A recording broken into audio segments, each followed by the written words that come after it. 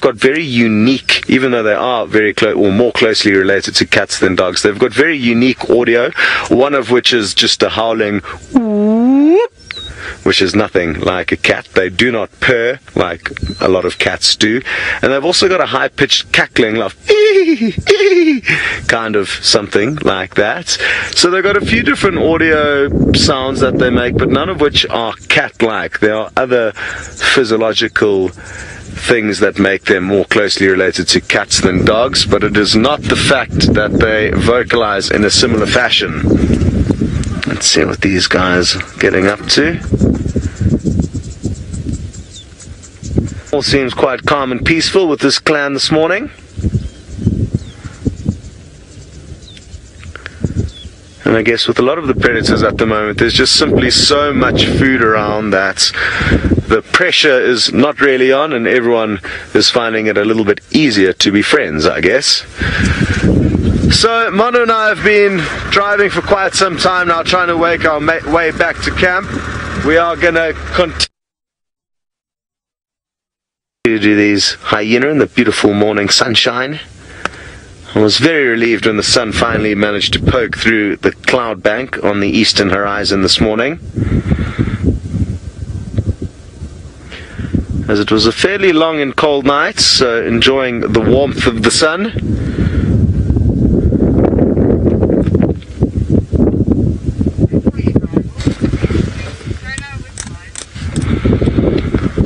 Okay, well, I'm very happy we managed to count up 20 hyena in one sighting. I think that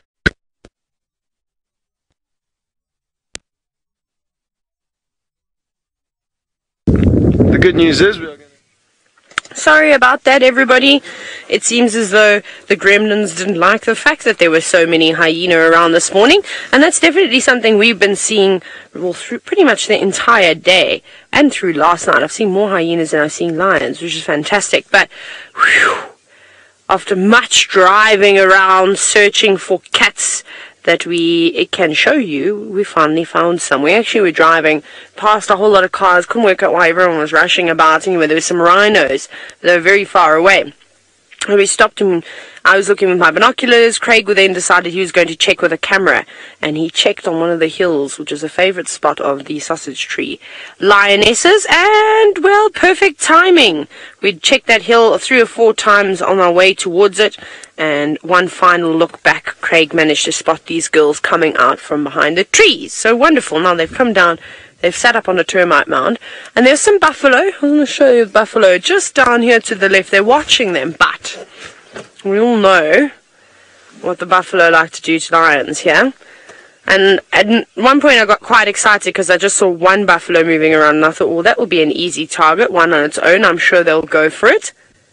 And then, well, there's just a whole lot of buffalo now. There's also plenty of zebra behind us. We can't show you them, unfortunately. So I'm not sure what these girls are going to do. They can't see the zebra from where they're sitting, but they're definitely staring across at the herd.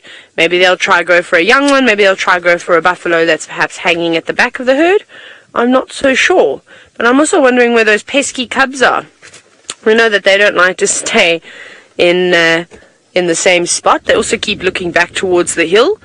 So I imagine that's where they have stashed their little ones, and maybe they will listen today, because those young cubs are not very good listeners at all. We've seen this now on countless occasions where they're constantly ruining the hunts for the lionesses, and of course that maternal instinct is so strong, and even the lionesses end up giving up attempting to go after something to make sure that those cubs are safe. But I like these lionesses. I'm enjoying seeing them every day, and I hope that they will be the lions that show me my first hunt from start to finish, seeing as I've been spending so much time with them. I can't really see if they've had anything to eat, so I'm not sure if they caught anything after, was it yesterday morning? No, the morning before that, I think. I can't remember when I saw them last. But, yes, 2 mornings ago. It would be very nice if they do. You can see them. They look like they're intent on going after something. Maybe not now, maybe a little bit later.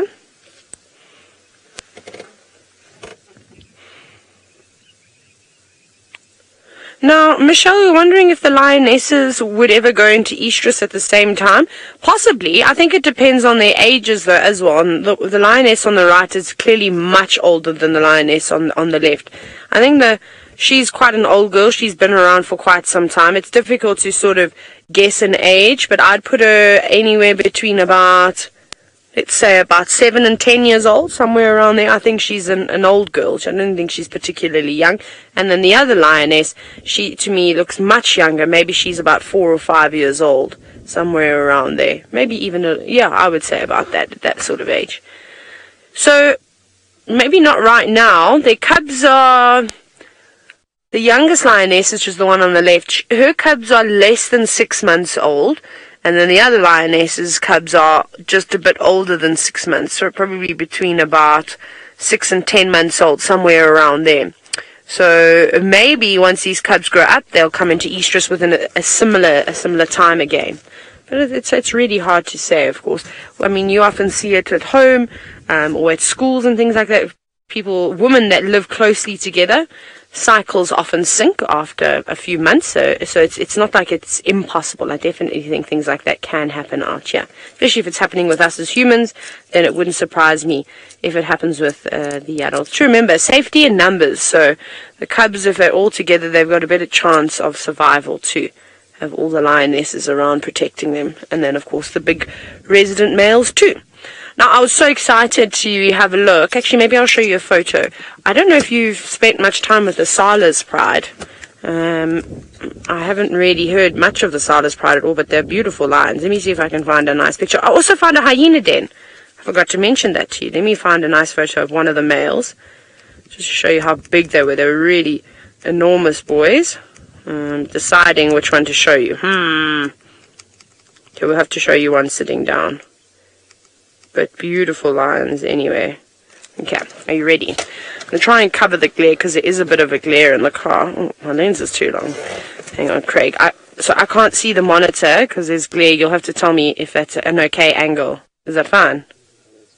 Okay, so this is one of the males that were with the Sala's females. I counted 4 females on their own, and then there was one with these boys. So I think there might be 5 of them.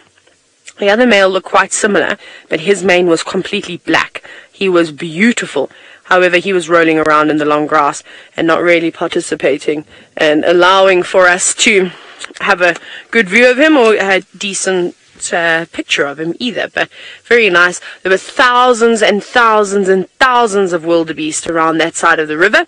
They were everywhere. I'll just tell you a quick story. Craig and I almost got trampled to death last night. It was probably the most terrifying experience I've ever had in my life. Even after being chased by a buffalo, I found that came very, very close. So basically we were just sitting, we're watching, following a big clan of hyenas, and we're hoping that they were going to go and hunt. And the next minute, these wildebeest, they just start running in circles, but maybe a kilometer away. And then they're coming towards us, and they're coming closer, and they're coming closer, and it sounded like an ocean, like waves crashing. It was so loud. So obviously these thousands of wildebeest that were running around us. Anyways, I ended up having to bang the side of the car a little bit because there was a couple that were coming straight towards us, and I thought, oh my gosh, if we have 100 wildebeest run towards a car, we're doomed for it. So I made a noise, and then they eventually just literally at the last possible second went like this, around us. Oh, hang on, who's over there? Well done, Craig. I'm too busy talking. There's a naughty lion that I was telling you about. Can't help itself, can they?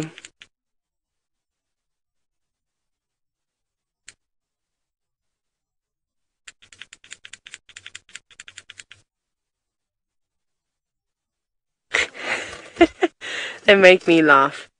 These little lions. Right, we'll see. I'm sure the rest are going to come back down. They are the naughtiest little lions I've ever seen in my life. They don't want to listen to Mom. Tristan is still tracking. I hope he's successful in his endeavors. Let's go take a look.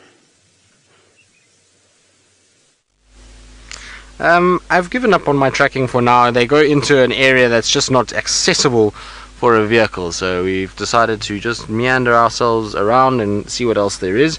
We came down towards Twin Dams, and there's a beautiful big bull giraffe. He's about as big as he can get, and dark. Look at him in the shade there. He almost looks black in coloration. He's a very pretty individual. He's much darker than what you would see on a lot of other giraffe in this particular general vicinity. But unfortunately, like I say, our tracks go into this drainage line that is, there's just no way a car can get in there. The other thing is that where we're sitting at the moment, the go-away birds are going crazy, and so are the squirrels. So I don't know if there's some sort of predator around here. I'll have to just try and see. You can see, look, the giraffe is also looking in our direction, listening, and that's because of the go-away birds and squirrels that are alarm calling to our northern side around Twin Dams. But there was some nyala drinking at Twin Dams itself, so maybe there's an owl in one of these trees somewhere. I'll do a couple of loops around and just check and make sure. But you can see the oxpeckers there. The giraffe is definitely listening very carefully to these go-away birds.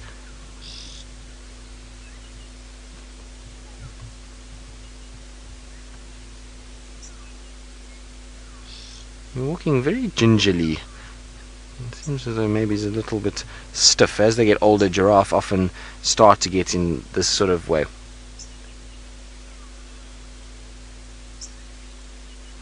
Now, it sounds like the Birmingham males are also moving around quite a bit. They somewhere around Cheetah Plains, moving towards a Nets Chitwa area, so I wonder what they're doing there. It sounds like the Birmingham boys, 3 of them.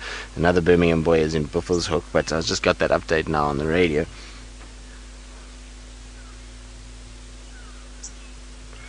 Patty, you are wondering what the gestation period is for a female giraffe. So, luckily this is a male and he won't have to go through that, because with giraffe it is a very, very, very long time. 15 months, I suppose not as long as the elephants, but it's about 15 months for a giraffe. It's a long period that they hold on to their young ones for, and they'll then drop them, and it gets very uncomfortable for a giraffe. You can imagine a baby giraffe is very lanky and very tall, and so it takes up quite a bit of space inside there. So female giraffe have a tough time of it when they are pregnant, but 15 long months and then they give birth. And they'll give birth really at any time of the year. They don't have a specific birthing season, so it's not like a lot of the antelopes that try and coincide with the wetter months around summer. So we're going to start seeing a lot of those babies forming now and being dropped in November, December,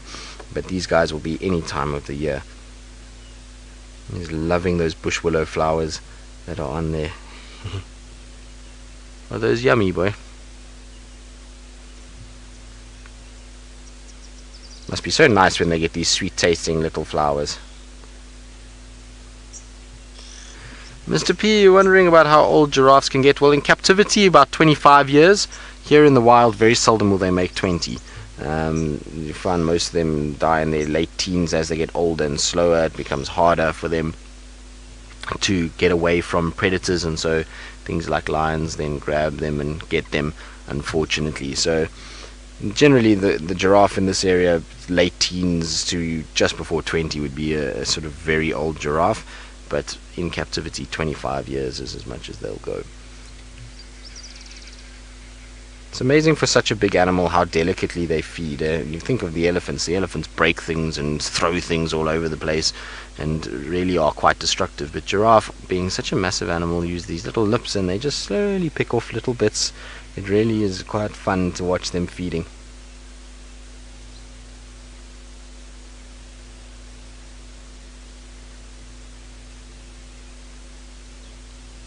Adele, you're wondering about the one-eyed bull giraffe that we see in this area and wondering if I've seen him lately. I haven't, to be honest. I can't remember the last time I saw him.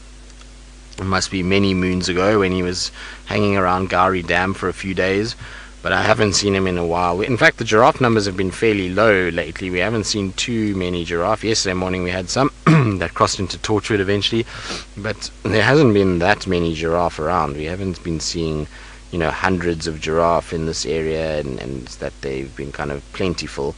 So maybe he'll come when this flowering plants start happening, so when we start to see more of the bush willows flowering, or maybe when the guarries start to flower, they then start to come in. So hopefully we'll see more giraffe will be in the area soon. It's always nice when we get lots of giraffe. They're such a beautiful animal, very elegant.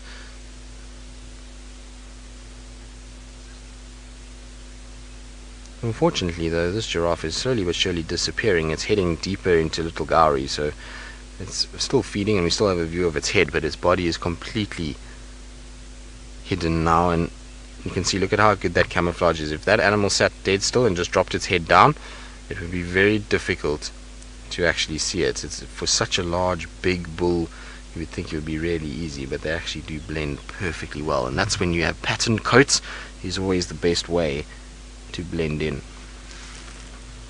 It sounds like there's a game drive vehicle that's going to come past, so you might see a little bit of a blur as it goes around. Oh, that's a nice mouthful of flowers. Sabi, you want to know how long a giraffe's tongue is?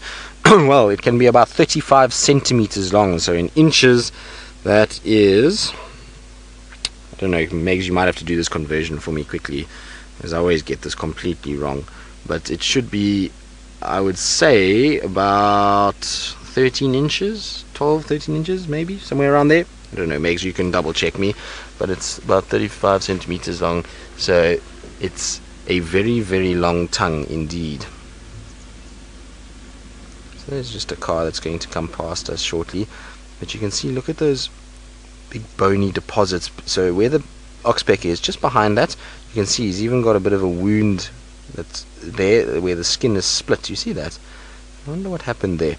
Maybe he was fighting with another bull and got hit there and the skin split. They do get calcification of the skull. You can see where the oxpecker is now on the front side. There's a big bulbous sort of growth there, and that is very common in giraffe. You'll see as they get older, so the calcification of the skull gets more and more and more, and it actually means that the skull will weigh double when they're about 14 years old as opposed to when they're 7. Now a 7-year-old giraffe is a fully grown giraffe. Its skeletal structure is fully grown, but as the calcification happens over the next 7 years, the skull then becomes double the weight, which is really quite crazy. So it's strange that it's on the back of the head. Generally on the back you don't see that, but that looks more like a wound where the skin split and is then healed up a little bit. That must have been sore though. Imagine being hit by one of those ossicones on the back of the head. Ah, Billy, who's 5 years old, you say giraffes are your favorite animal. They are very cool, aren't they, Billy? They're so tall and they got beautiful pattern, and they're very interesting animals. They're very unique in the fact that they are as tall as they are, and they've got all these little things that help them to survive. It's an amazing creature. So I'm glad you like giraffes, Billy, and that's your favorite animal, and I'm glad that you could see one this morning. It's always nice when people get to see their favorite animals. I hope that I get to see my favorite animal today again as well. I thought we would see our favorite animal this morning, my favorite animal this morning, but alas, he was a glutton and he ate all his food or dropped it with hyenas. So they said that the vehicle is going to go around so that we don't have to worry too much, because otherwise they're going to disrupt our picture, which is very nice of them, for them to go the other direction.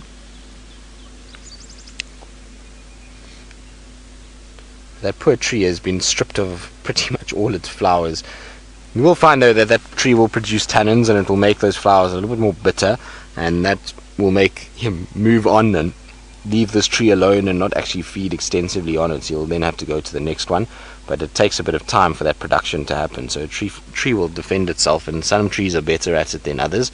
So you'll find that he won't strip every little bit off it, but he's certainly doing some damage to that tree, that's for sure. And you can imagine if there's a whole grouping of giraffe that move around here day after day after day, how quickly they actually can strip all of these trees of everything. And there's that long tongue. So you're wondering just how long it is. It's long enough that it can go up its own nose. Quite a long way, actually. I'm sure many a kid would be quite impressed with that.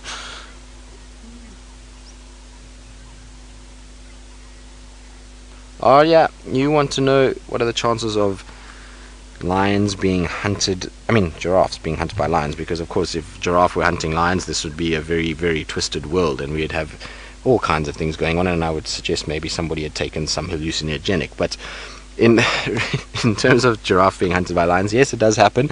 Here in the Sabi Sands, our lions tend to be more buffalo hunters, and their technique in terms of hunting giraffe is not very good, and they don't really get it right. I've I've watched a number of different failed giraffe hunts, but every now and then they do get them, particularly if there's an injured giraffe. I find every time there's injured giraffe, the lions take advantage of it and do grab them.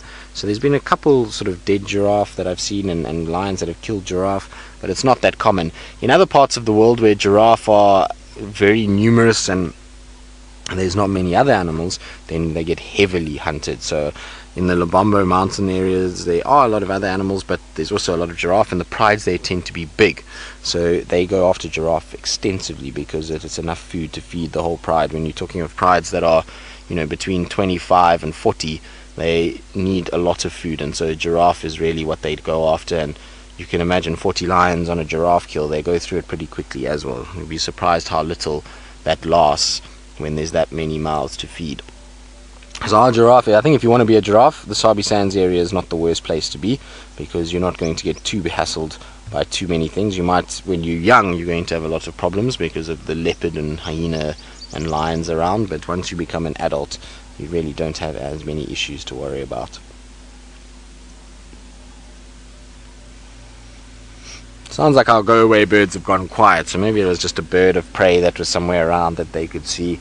If it was something like a leopard, they would have been still going, especially if the leopard was lying down. So I don't think it's any sign of that, but it's disappearing behind the bushes and moving off into the thicket. So we're going to probably leave our giraffe in this little section, and we'll go check the Mulawati riverbed for a bit, see if there's any sign of Tingana.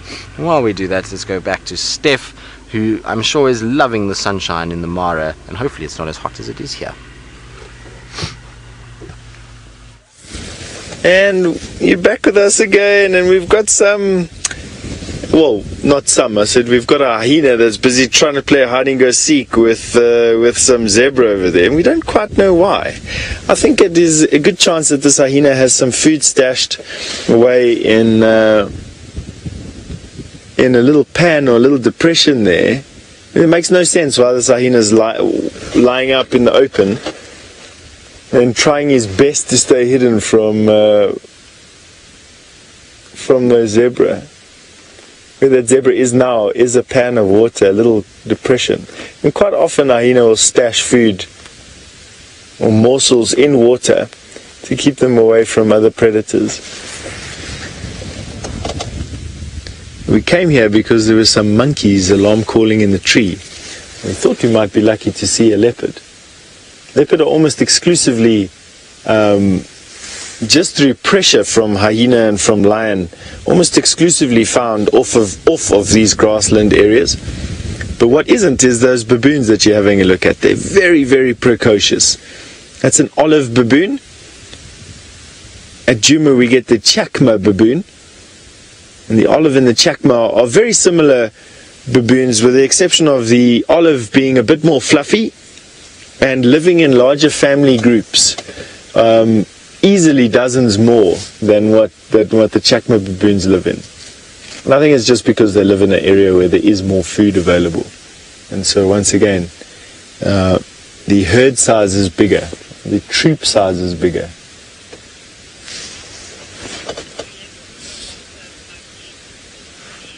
Mr. P, you'd like to know how often leopards go after monkeys. I would say fairly common, just judging from the reaction that monkeys have when they see a leopard. It is just blind panic. And they really are terrified of leopard. And you can just see it in their whole mannerism changes. And I think that I don't think that adult leopard will take a lot of monkey, although that being said, I've watched lots of leopard eat monkeys. But I think that juvenile leopard, sub-adult leopard will go for monkeys. It's just too much of an opportunity. A lot of them, quite often youngsters will be on the fringes of a group, unaccompanied by adults.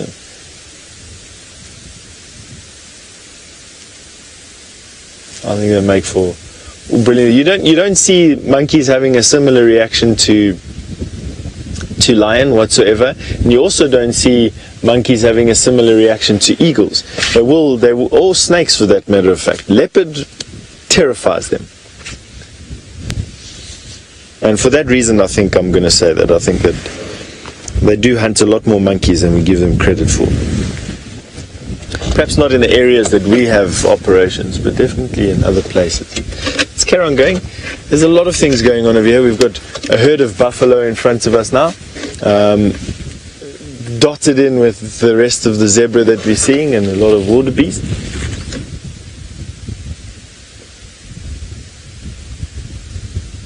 It's just been a fantastic morning out here, to be honest.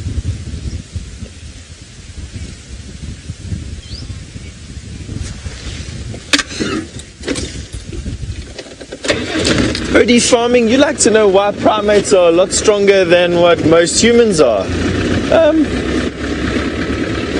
me think of this a little bit. You probably find OD farming that they've got a slightly different muscle fiber makeup, and that you find that they've got a lot more of the stronger type of muscle, or denser muscle.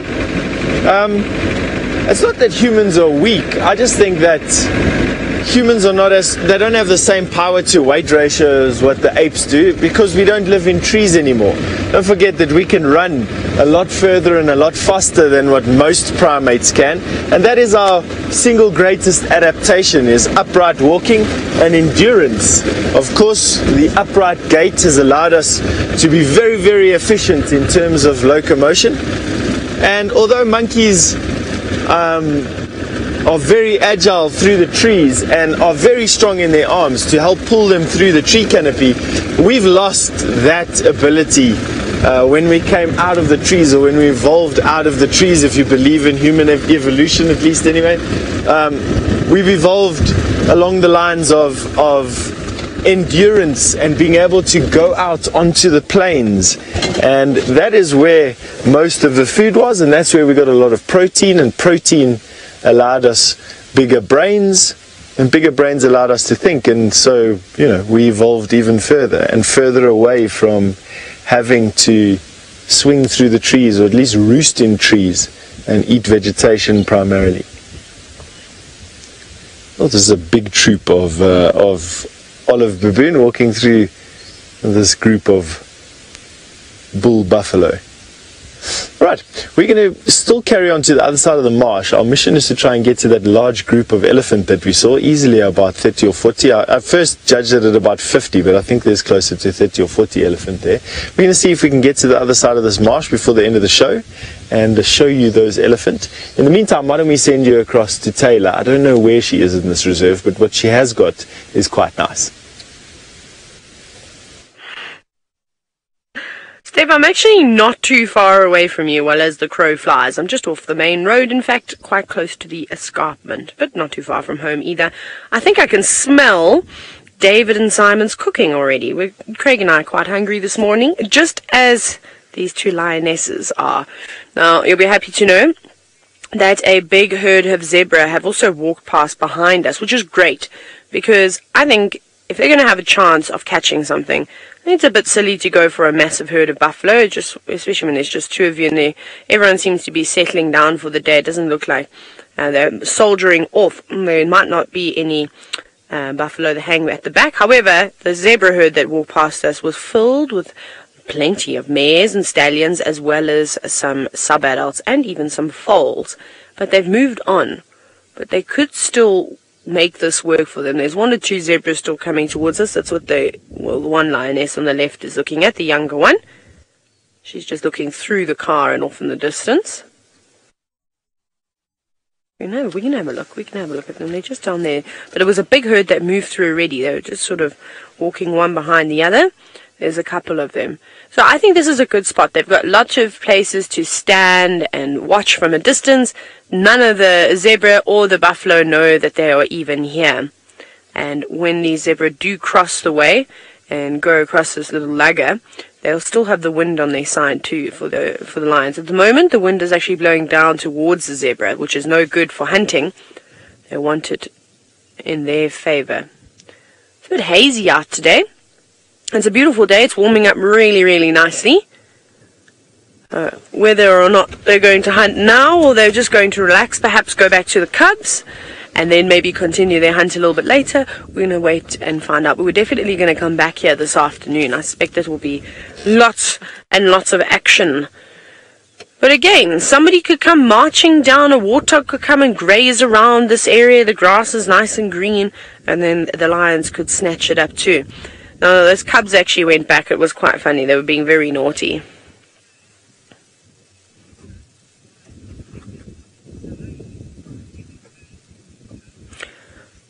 Now, pause. An interesting question from you, wondering if I've ever heard of leopard, lion or cheetah dying while giving birth to cubs.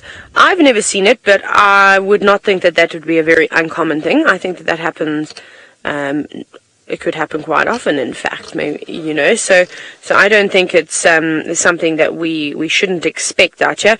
We see it a lot with dogs, how unfortunately dogs will die trying to give birth to puppies, so I wouldn't see why it would not apply to a lion. Many complications can happen, of course, during the birthing process. If anything, I've actually seen a lot of blesbuck, which is a type of antelope.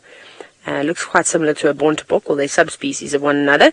Unfortunately, when I first started guiding, that was a very common sight to see during the lambing season, was when the blesbuck dropped their calves. A lot of them ended up getting sort of, they were breached, and they couldn't give birth, and then that would result in the female dying as well. So it's definitely quite common amongst antelope.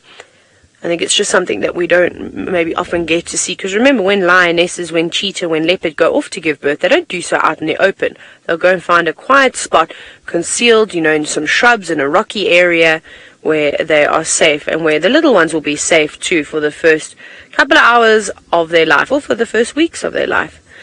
Well, we're going to go back across to Steph. It sounds like he hasn't found the elephants he was after, but instead a hippo that's walking around during the day.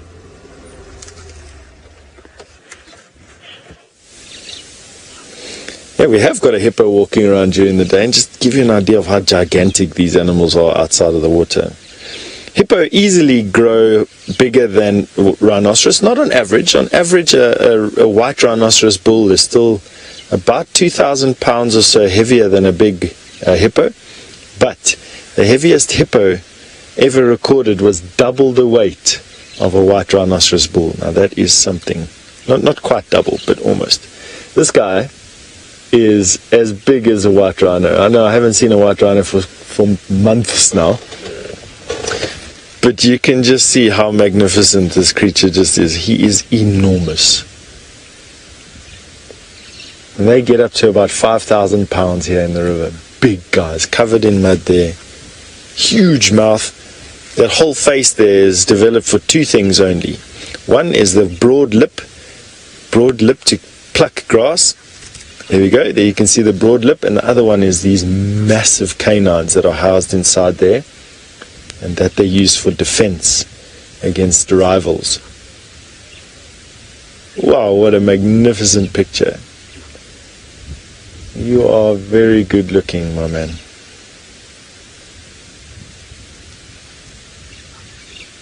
You can see them. Hippo on foot out of the water. Always they'll default to going towards the river, and the trick is to try and not put yourself on a hippo path, or not put yourself between the hippo and the water. And other than that, they end up being just like what we see them now. They've got this air about them,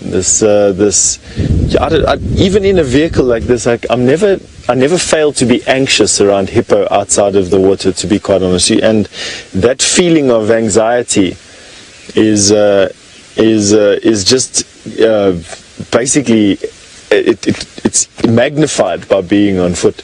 But talking about stuff that is quite magnificent, Tristan has got the first harbinger of spring waiting to show you.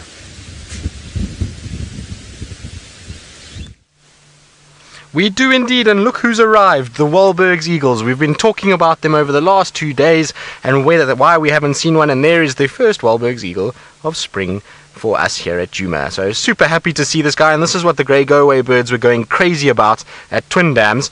I mean, the Wildebeest eagles are hugely predatory of birds, and so it is a bird that they all need to be very careful of. But isn't that a sight for sore eyes? I certainly think so. I know a lot of you might not be as excited, but I'm super excited because it means that we are forging our way into spring and summer, and that makes me happy because I'm a happy child around that time. It's always nice when it's warm, and it's beautiful to see them. So now that we've seen this one, I can guarantee you they'll be everywhere in the next little bit. As soon as one arrives, it seems as though they all arrive. Now, Marissa, you saying, well, we're going to start to hear the migratory birds now in the springtime? We are going to start hearing them. We're going to start seeing these guys a lot, and then we'll start to find the cuckoos arriving. So we should any minute now have Diedrich classes, and then the common European, all of those cuckoos should start arriving. Jacobins, Levalents, so we should start hearing them. Then the woodlands kingfishers arrive in November, and then we'll start to get the rollers, and there's all kinds of things that are going to be coming, and it's super exciting that all the birds are on their way. I love summer birding. It's the best thing. We get so many beautiful birds that arrive in this area, beautiful colors. Now, in terms of the Wildebeest eagle, just to ID it now that it's turned, you can see long rectangular tail, and then that little crest on the back of the head makes it very easy to identify, and that shape is typical Wildebeest shape.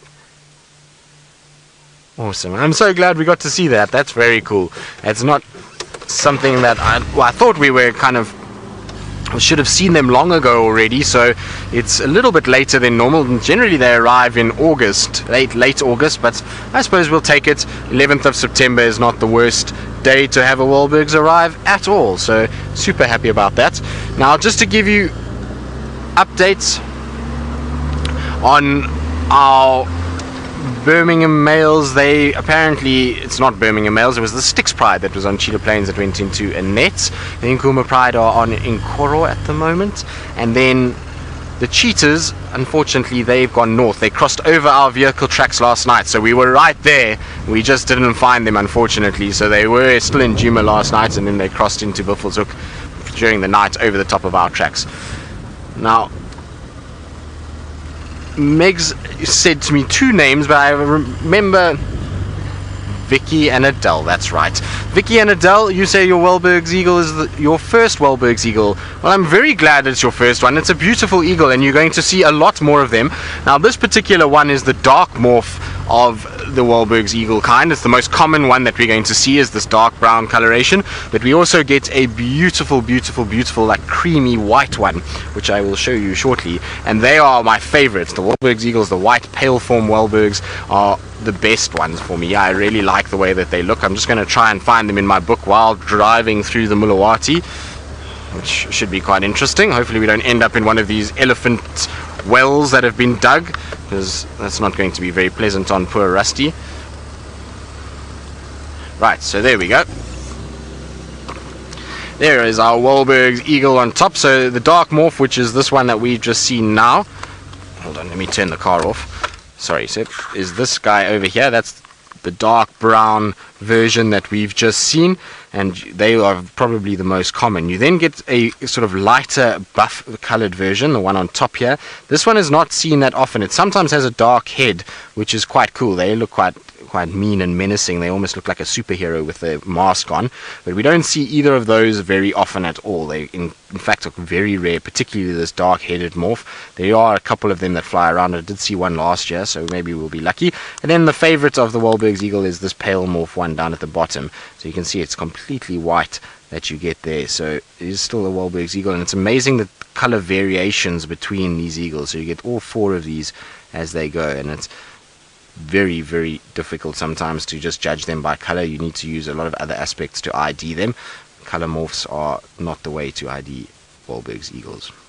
Beautiful bird though, and really happy they're here. Now, for those of you who are wondering where they've been and why I'm so excited that they're back, well, these guys have just completed the most arduous journey.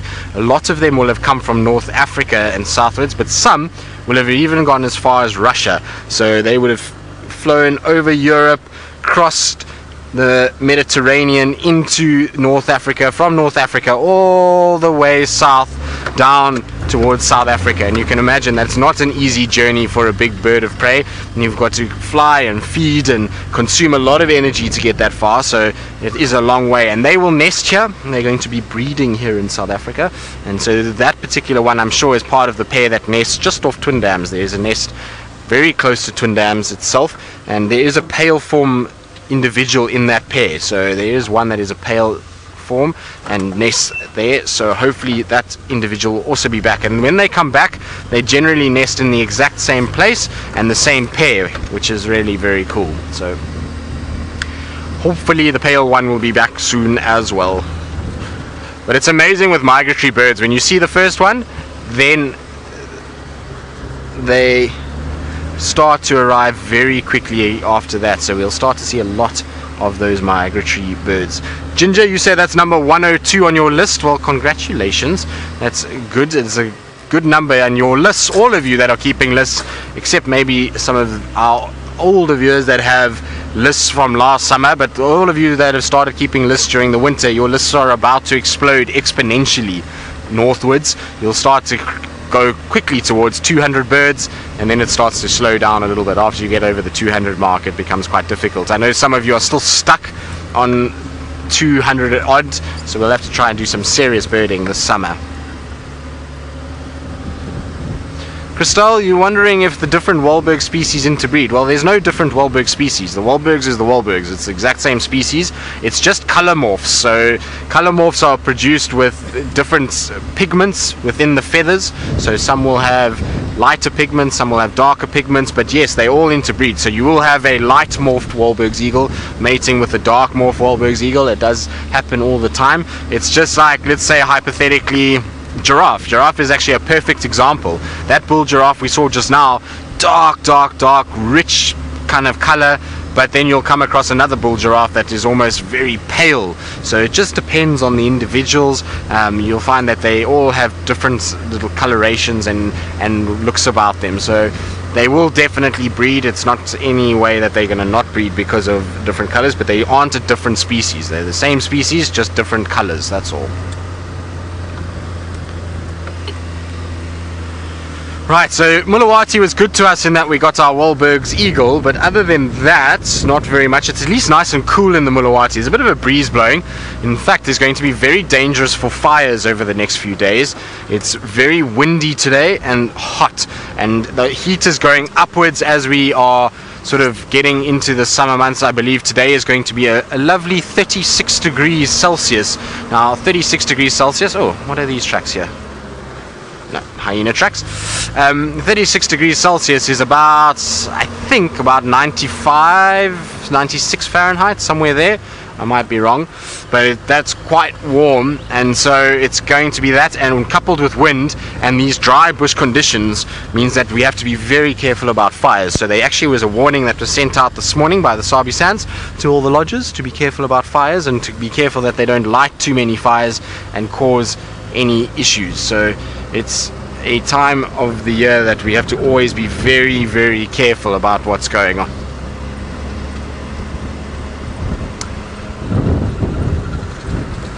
And it's only getting worse. Apparently on Wednesday we're going up to 38, which is going to be very hot. Once we break the 40s, then we're in the serious temperatures. But while I slowly make my way towards Hyena Den, let's go back to Steph, who's looking at a myriad of animals in the Mara. And we found you a group of banded mongoose. I'm not too sure what the collective name of a band of mongoose is, but whatever it is, we've found one for you, and a fairly large one at that as well. And banded mongoose are the most common of the communal mongoose that we found out here. We found them all the way from Djuma, all the way up through Africa, all the way up here to Kenya, and probably further north as well. And they're almost always in these large groups, foraging together with an alpha pair, and the rest are all sort of related to one another. And as the adolescents reach sub-adulthood, they will then peel off and start their own troops of mongoose. I think that's exactly what it's called, a troop of mongoose. And these banded mongoose. A business of mongoose, David says. Yeah, it could be. Now, being out in the open is risky for a group of mongoose like this, I'll be honest with you, because there's a lot of large predators here that will very easily be able to swoop down and pick off one of the youngsters. And so you'll notice that they're constantly moving. There's always a mongoose that is standing up on its hind quarters somewhere along the line, busy looking at the sky and busy looking forward and picking out any of the any threats that there could possibly be. Nothing here at the moment. A lot of birds of prey. Oh, but one thing I am forgetting about is there's a hyena literally 20 yards or so from us, but it's hiding in this pan here. I'm going to see if I can go forward a little bit and show you. So you start the car and go forward just a bit and see. Oh, two hyena actually. It's amazing, these guys. You know, they hide out in almost anything, and these little depressions here, you wouldn't think that it could hide an almost 200-pound carnivore, but they do. Gone. Both of them disappeared. Let's go forward a little bit. Let's see if we can show you. Hopefully they're lying inside the water here.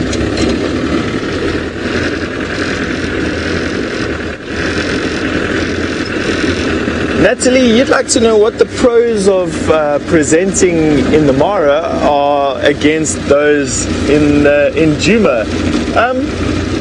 That's a good question, Natalie. I really enjoy bushwalks. Hyena is almost completely hidden. I really enjoy bushwalks, Natalie, and we can't do walking here in the Mara, and so the one pro for Djuma is the walking, which I really do enjoy. The next pro about Djuma is the fact that the Kruger Park is a very diverse, from a biological point of view, it's very diverse. Not huge herds of any one particular animal, but many different species, plants and animals and insects living in the Kruger. And the next thing about the Kruger National Park is the fact that it is exclusive. And so because it's so bushy and because there's so many tracks that wind through this thick bush, you almost always feel like you're alone in the Kruger. You can take an entire day's drive and not see another car. That is comparing the pros for Djuma versus the cons here. Here I can't walk. Here there's although there are many animals, there's not a lot of speciation, and of course here you can see for days, and so quite often your view is spoilt by a car or a building or some such. Now the pros for the Mara, of course, are the sheer multitude of animals. There just is nothing, there is no reserve that I've ever been to in my life that has as many animals, large mammals on it as this place. It just is absolutely spectacular. The views here into forever rival those of Namibia, only with animals in it. And then this Mara is spectacular. The crocodiles and the crossings are, you now know, I now know why when I grew up knowing the first river in my life was the Mara River, and watching documentaries about crocodiles smashing wildebeest and zebra and Thompson's gazelle. It just is absolutely spectacular. And of course the hot air balloons that they have over here are another marvel to just be a part of. So Maasai, open spaces, large masses amounts of mammals, and the river and the crossings in particular are spectacles here that you just don't find anywhere else. And so it's very difficult to say which one I prefer over the other. I think they each have their pros and their cons, and I've just named you the cons basically for me, which are for both. So I hope that answered your question, Natalie, although not with a black or white answer as it should have been. Alright, this hyena is definitely being a sneaky character, and so we're going to carry on with our search to try and find you that big herd of elephant before the game drive finishes for today. You can just see the ears of this hyena sticking up here, and there's actually two hyena in this pan, not even one.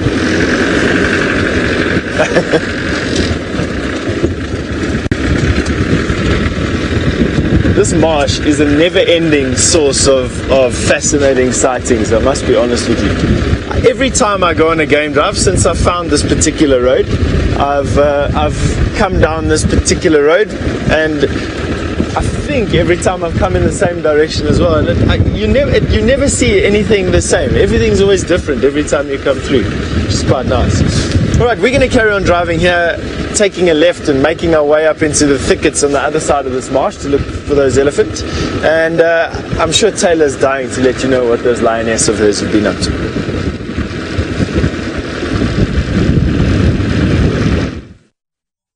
Well, Steph, funny you should say that. One of our girls is very intrigued at the zebra. Now, they're not too far away from us. We will have to do a little bit of maneuvering, but look how she's walking with absolute determination as we speak. They are hungry. Although they look like they've got a bit of a bigger belly than when we saw them 2 days ago, so perhaps they got something smaller. What I will do, Craig, is she carries on going. Let us get a better spot. I think we need to do that. Let's focus here. Just going to turn. All I'm going to do is I'm just going to turn slightly. There's a couple of other vehicles here.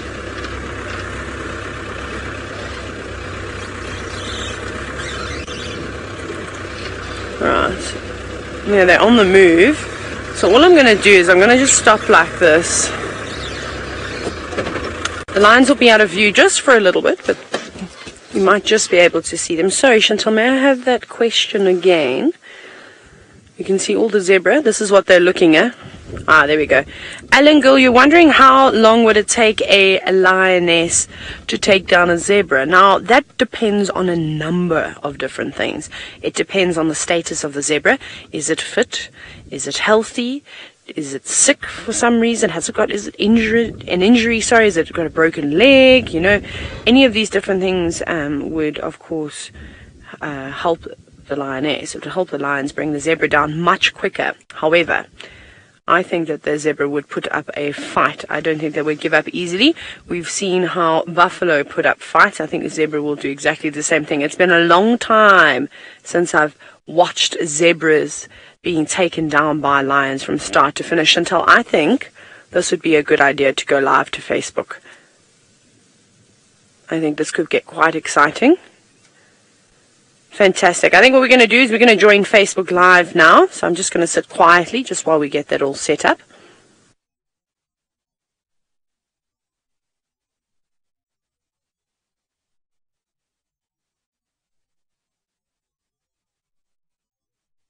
Welcome everybody to this live stream. This is happening right now. We're sitting with two lionesses from the Sausage Tree Pride, and they've been on the prowl for the last couple of days searching for things to eat. And like I said, this is live, this is interactive, this is happening right now. So if you have any questions for me about these lions or perhaps about the zebra that they've got their eye on, which are just in the distance, you're more than welcome to comment away, and I'll happily answer any questions that you do have. Now, we're sitting in the Mara Triangle at the moment in Kenya, one of the most amazing wild places on earth, and right now the migration is happening. However, the wildebeest have moved out of the area, just leaving the big herds of zebra, but there have also been some massive herds of buffalo, so there's plenty of food around for these girls.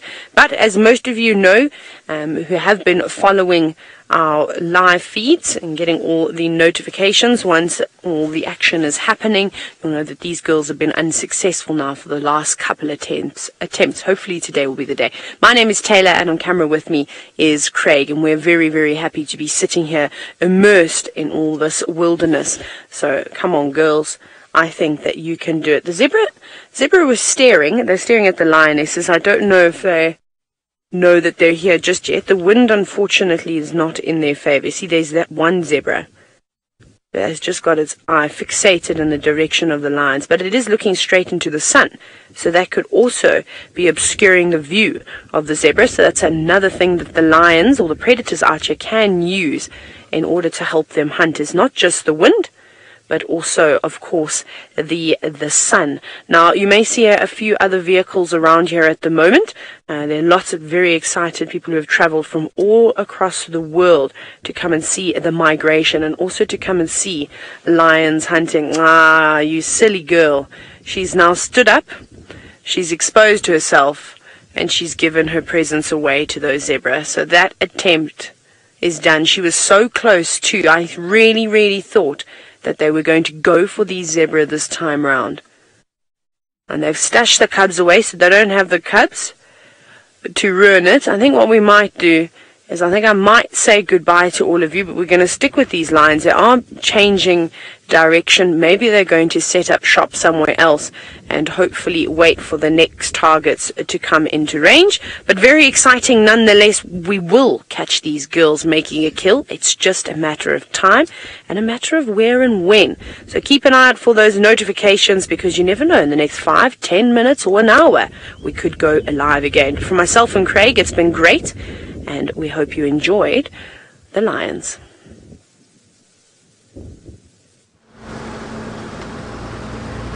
Well, I'm sure those lions will eventually start hunting. It's interesting though how it works that side. It's very different to here. Here our lions tend to see things and straight away they're onto it because the density is so much lower of their prey species. Whereas there they seem to kind of pick and choose what they want, which is very interesting. I'm sure Taylor's having a wonderful time in the Mara, judging by her Instagram and some of the messages I've had from her, that she's having an absolute blast that side. So I'm glad that she's enjoying it. We're slowly but surely on our way to the hyena den. We just went past Gallagher Pan just in case there was anything happening that side. Very little there, except that the water is starting to slowly trickle back into Gallagher Pan, which is good news. So that looks like it was fixed this morning, because there's not much water in it, but it's getting there.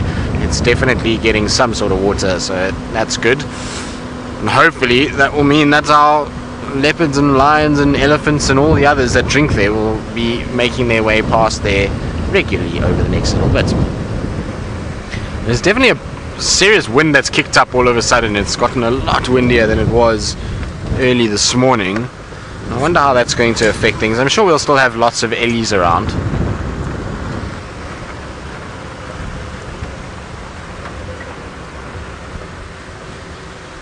X-Ranger, you're wondering about, we were talking about fire earlier, and you are wondering about, is there restrictions in terms of our off-roading in extremely high fire times?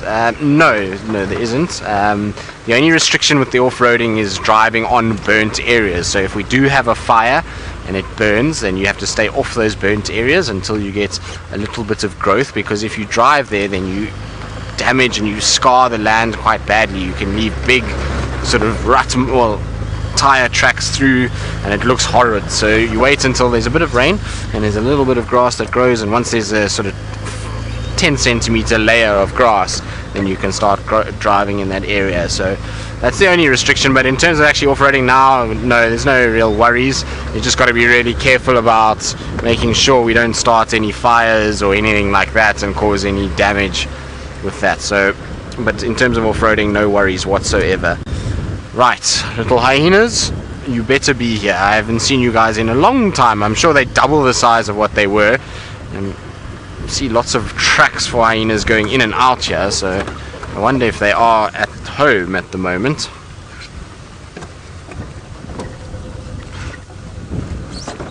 Let's see, there's a couple of Franklins that are at home. Maybe they're having visitors. Business meeting Monday morning, hyenas and Franklins.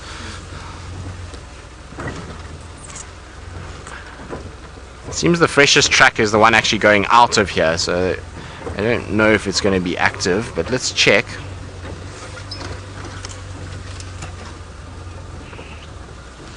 Nobody on top of the den.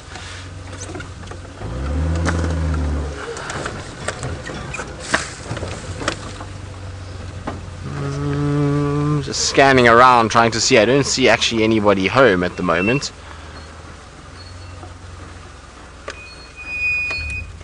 Now this side there is no one home. It doesn't seem as if anybody is sitting around or moving around, so We'll just check around the back, but it's always good just to scan a little bit and see if you can't see them somewhere close by. But I don't see any sign of them. Maybe they're still down inside. Right, let's just go forward. I see lots of tracks for the little ones all over here, so they are still here. They're using this den. It's not like they've abandoned this den and moved off. It's just maybe the adults have found somewhere else to go and lie. But we'll take a little loop around and just check, because sometimes they do lie at this backside, particularly if it's warm. We find them this side sometimes. That throws a bit of a spanner in my plans, because I was hoping it would be active and we'd get to spend a nice long amount of time with our hyenas, because from here I'm not quite sure where I'm going to go. Maybe I'll go back towards where we had those leopard tracks and just see one last time if our female leopard is somewhere there. No hyenas that I can see, not even on the back side here either.